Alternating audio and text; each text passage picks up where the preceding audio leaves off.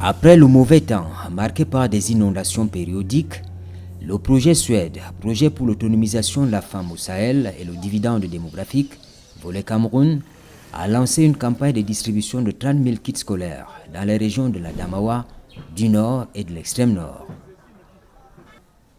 Le point de départ de cette opération, la localité de Gashiga, non loin de Garoua, sous la coordination du gouverneur de la région du Nord, représentant le ministre de l'économie. Des appuis didactiques afin d'accroître l'autonomisation des femmes et des adolescentes et leur accès à des services de qualité.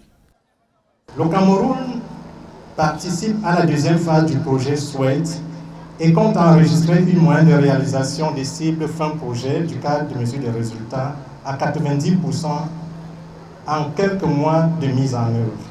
À cet effet, le gouvernement du Cameroun a également sollicité auprès de la Banque mondiale l'inscription du Cameroun comme pays bénéficiaire de la troisième phase du projet.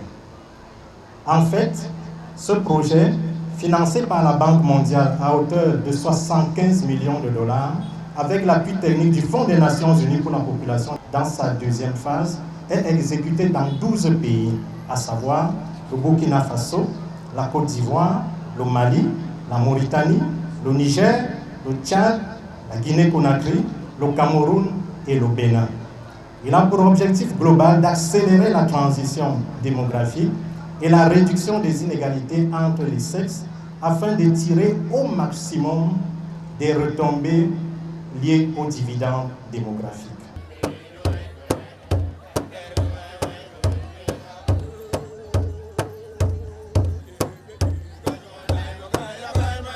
Pour la seule région du Nord, 5 communes sont concernées par la distribution des kits scolaires, notamment Demsa, Garoua 3e, Guidère, Lagdo et Tcheboa.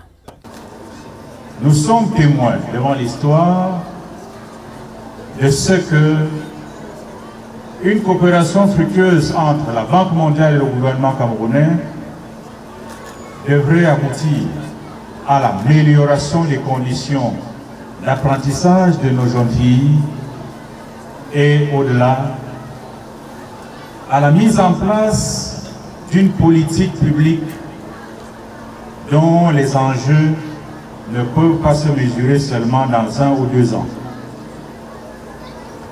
Lorsque la jeune fille est éduquée, lorsque la jeune fille est bien formée, c'est la famille, la future famille qui est protégée ici et qui se métamorphose au cours des ans dans cette difficile vie où nous sommes en perpétuelle quête des valeurs et du donner et du recevoir universel à travers une éducation de qualité.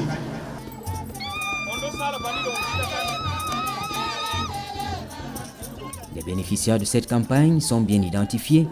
Il s'agit des filles vulnérables à la déscolarisation, notamment celles qui sont en difficulté d'apprentissage ou à besoins spécifiques. Vraiment, je ne sais pas comment exprimer la joie que j'ai reçue à travers ces kits.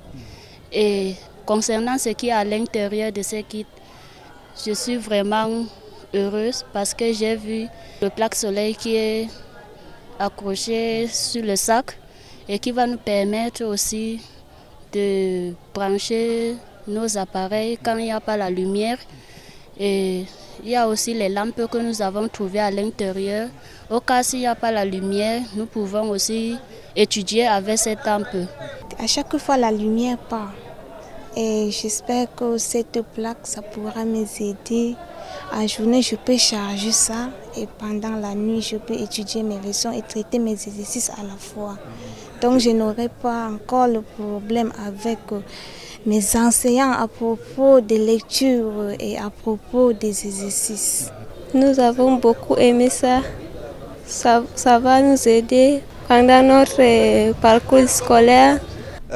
Déjà, je voudrais commencer par exprimer ma gratitude à ce grand projet puisqu'il vient à point nommé, d'autant plus que dans la localité où j'exerce, je vois comment les filles en ont besoin. Et s'il faut parler du décrochage de la jeune fille à l'école, il faut dire que effectivement, beaucoup de filles laissent l'école précocement. D'autant plus que beaucoup de facteurs ne lui permettent pas d'aller loin dans les études. L'activité de distribution de 30 000 kits scolaires dans les 3 régions du Septentrion concourt, dit-on, à la rétention scolaire des bénéficiaires. Vraiment, je suis ravie. C'est un soulagement, c'est un bon départ. Parce qu'aujourd'hui, ces filles prendront conscience et j'ai bien suivi, il y avait beaucoup de parents qui étaient contents. Donc, ça va les stimuler à garder ces enfants à l'école. Aujourd'hui, nous avons des femmes ministres, des femmes sénatrices. C'est une fierté pour une femme. Tout ce qu'un homme peut faire aujourd'hui, la femme aussi peut le faire. Sans la femme, cette société ne peut pas marcher, monsieur. La femme, elle fait, elle défait. C'est la cheville ouvrière de notre société. Donc aujourd'hui, il faut que ces filles-là prennent conscience qu'elles essaient de voir comment aussi prospérer plus que ça. C'est une bouffée d'oxygène pour les parents. Et quand je parle de précarité, aujourd'hui, lorsqu'on voit ces kits, parce qu'il n'y a pas que les kits, il y aura aussi le paiement, ça va suivre, le paiement des frais exigibles et des frais des examens. Vous voyez, c'est une bouffée d'oxygène pour les parents. Ils sont contents et je pense qu'ils le manifestent pour dire que l'État est venu donc à leur secours et je pense que quelque part ça risque de booster davantage la scolarisation de la jeune fille. Vous allez constater que avec ce projet, d'ici là, les parents ne vont plus s'amuser, ils vont continuer à envoyer les jeunes filles dans les établissements. Je vais dire c'est un privilège, ça a été un privilège, un honneur pour notre commune d'accueillir cette cérémonie de lancement de cette opération de distribution de 30 000 kits dans les régions septentrionales. Comme vous l'avez dit, c'est un projet qui vise à encourager les filles vulnérables à davantage fréquenter. Donc c'est un projet qui a tout son sens pour nous. Donc nous sommes un maire satisfait, un maire joyeux, dont la commune a été retenue parmi les différentes communes bénéficiaires dans le cadre de ce projet. Le projet Suède, c'est pour l'autonomisation de la femme et la réduction de la pauvreté. Il vient tout de même régler le problème du décrochage scolaire dans le Septentrion. Les parents n'ont pas les moyens financiers pour d'abord amener ces filles à l'école. Et même si elles y vont, à un certain niveau, elles sont obligées d'arrêter parce que les études coûtent cher. Il y a les mariages précoces. Il y a des filles qui se marient avant l'âge légal. Et les parents, ils se disent qu'il faut qu'ils prennent ces filles-là pour les marier, pour essayer de résoudre leur situation familiale. Donc, autant de choses, ces mariages précoces, cette situation financière, l'ignorance qui joue, les parents ne connaissent pas la valeur, l'utilité de l'éducation. Il y a ces facteurs-là. Il y a l'environnement, il y a autant de facteurs. Je peux donner un exemple, par exemple, il y a le facteur socio-culturel. Chez les Mbororo, quand la fille va à l'école, pour eux, ils trouvent que c'est une honte. Si jamais la fille allait à l'école pour tomber enceinte, c'est une honte majeure pour la tribu Mbororo. Ils préfèrent marier leur fille très tôt. Et deux fois même, la maman qui est enceinte, dès qu'elle accouche, avant qu'elle n'accouche même, le Mbororo dit déjà que ça c'est l'enfant, c'est la femme de mon enfant. Un mariage déjà prédestiné. Il y a aussi que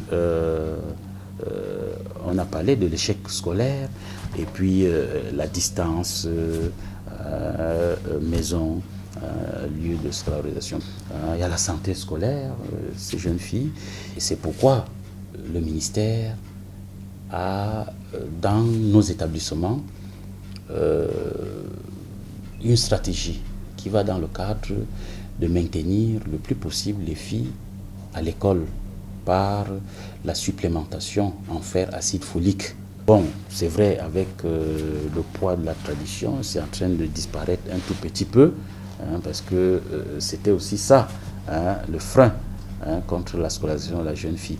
Et dernièrement, il faut le rappeler, avec le séjour de son Excellence Madame le Ministre dans la région, elle a échangé avec les parents, elle a échangé avec toute la communauté éducative, où elle a demandé, elle a exhorté les uns les autres, elle a sensibilisé toute la communauté pour que nous puissions au maximum scolariser la jeune fille. Parce que la place de la jeune fille n'est pas au foyer seulement, n'est pas à la maison, dans les cuisines, n'est pas destinée au mariage, mais une jeune fille scolarisée, c'est déjà un atout pour la nation tout entière. Mais depuis un certain temps, lorsque vous allez dans nos établissements, vous trouvez que les statistiques de la scolarisation de la jeune fille, ces statistiques sont plus élevées que les garçons. Donc les parents ou la communauté éducative a compris que désormais, il faudrait aussi scolariser la jeune fille, tout comme on scolarise aussi les garçons. Mais je pense quand même que petit à petit, ces éléments qui militent pour la non-scolarisation de la jeune fille sont en train d'être battus en brèche. Tous les parents ont compris. Lorsque vous voyez la rentrée scolaire, lorsque vous allez dans nos établissements, vous voyez que les parents se battent. On ne parle même plus de précarité maintenant. Ouais, même le parent précaire, il est là, il se bat. Dieu chef d'établissement, vraiment, si vous réussissez à récupérer mon enfant, je viendrai même petit à petit régulariser la situation. Il faut rappeler que la distribution des kits aux bénéficiaires dans les 3 régions se fait au sein des établissements scolaires respectifs. Et cela en 2 vagues, selon le calendrier d'acquisition des 10 kits. Il y a une première vague de 5 000 kits et la distribution de la seconde, de 25 000, va se dérouler pendant le mois de novembre 2024.